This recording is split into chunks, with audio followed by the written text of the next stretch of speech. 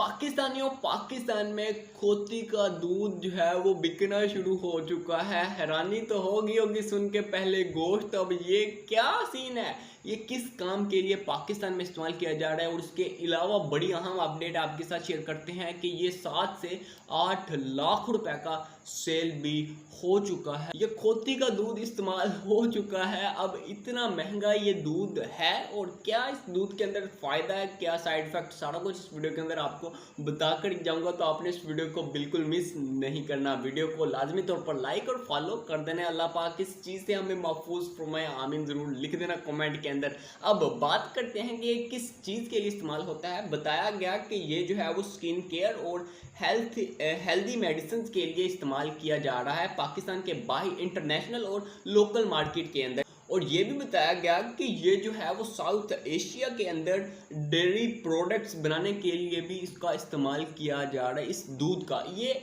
फ़ायदा क्या दे रही है कि ये जो फ़ायदा होता है, आपकी जो स्किन है उसको ग्लो करने के अंदर मदद दे रही है। ये वीडियो ख़ासतौर पर जो लड़कियां देख रही हैं ना, उनको मैं बताता चलूँ, ये जो आप अपनी स्किन केयरिंग या ब्यूटी पार्लर का जो सामान होता है ना, उसके अंदर इस दूध का इस्तेमाल किया जा रहा है। पर लीटर की कीमत जो है वो 16,000 रुपये से भी ज़्यादा बताई गई थी, और 7 से 8 लाख रुपए का इंटरनेशनल मार्केट के अंदर ये दूध सेल हो चुका है।